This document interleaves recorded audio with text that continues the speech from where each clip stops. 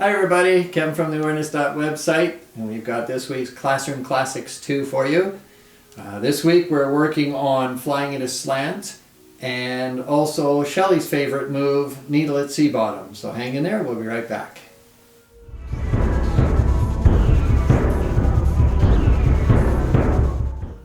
We're going to go through a couple of moves and stay with us right to the end because I got a story about the needle at sea bottom that you might really like.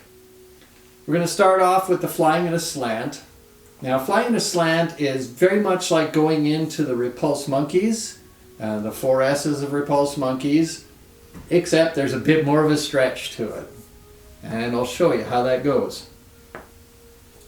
So, with the repulsed monkey right, going into flying in a slant, you're going to stand up and notice that the front arm stays forward. So my balance is on the left leg. I'm going to step a longer step back, but see, I keep my balance on the left leg. I don't want to shift my weight. You're going to just relax the weight, step back, and then turn the body. The left leg straightens out, the pivot comes around to 45 degrees. So the body's at 45, both feet are at 45. And then I'm going to stand up and hold the ball.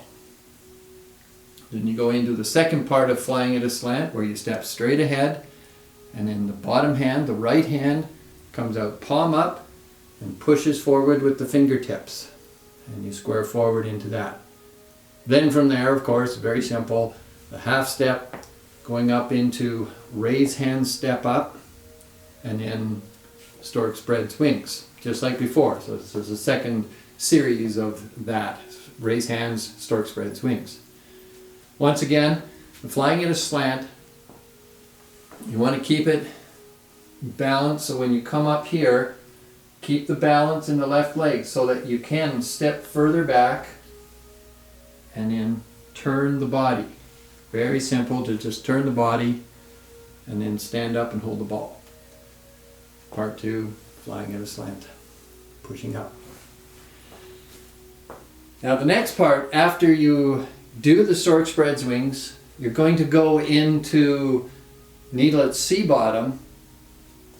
You're going to do the left brush knee and then needle at sea bottom. A couple of things with that is you notice this step here. So you've got your 45 degrees and the left foot is touching on the toe. So exactly like whip to one side. You're going to start with this step going into left brush knee, and then you're going to have this step to do needle at sea bottom. So it's all the same. So stork spreads wings. I'm going to step forward for the left brush knee.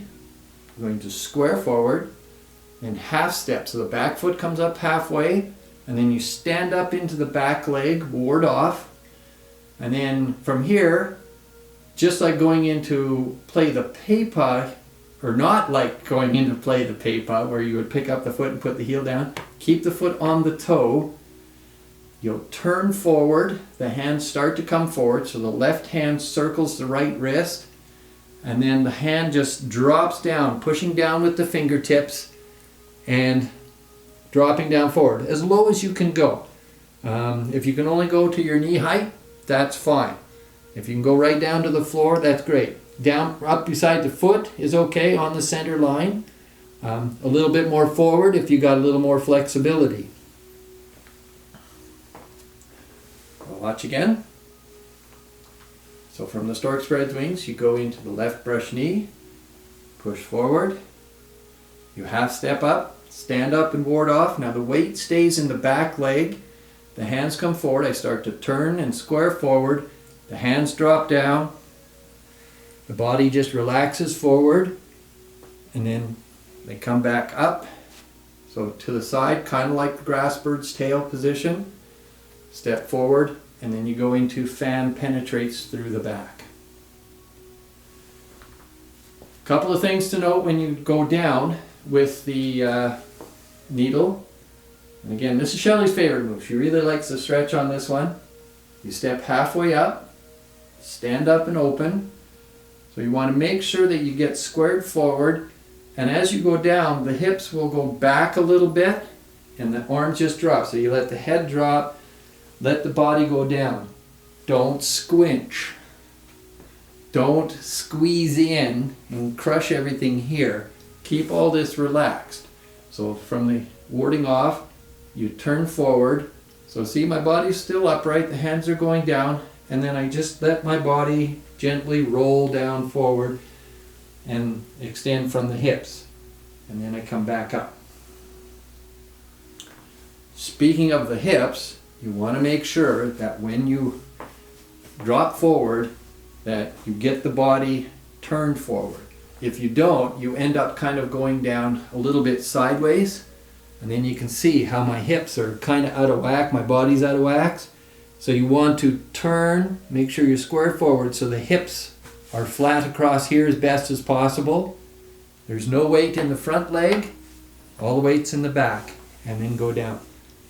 Best as you can, you want the legs to be straight.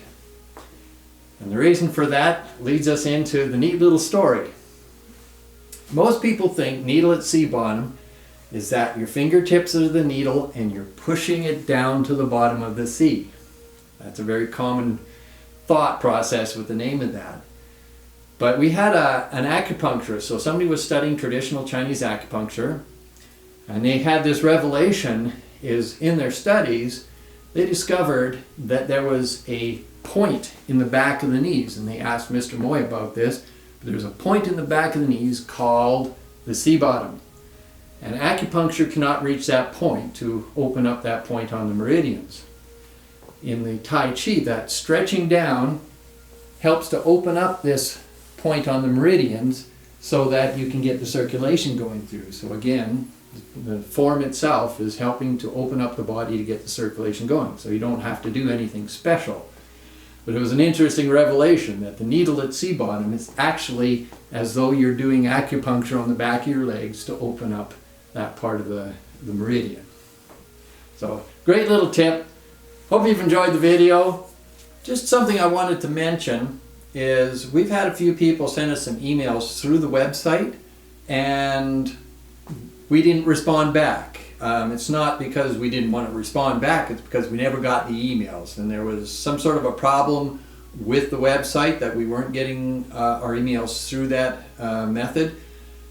So just want to let you know, if we haven't responded to you with your comments, and we've had lots of great comments and we respond to everything, if we haven't responded to you, there's probably a reason like that. And if you've sent in an email or a request or a question or anything like that, try and get us either through another method, through the website, through Facebook or whatever, and try and get a hold of us that way, just in case, because if something's happened and we don't know that you've sent that in, then we can't get back to you. So we'd love to get back to you. We love to respond to everything. Just keep that in mind. And as always, check out the website, like us on Facebook, and subscribe to our YouTube channel. Keep the comments coming. We'll see you again. Bye.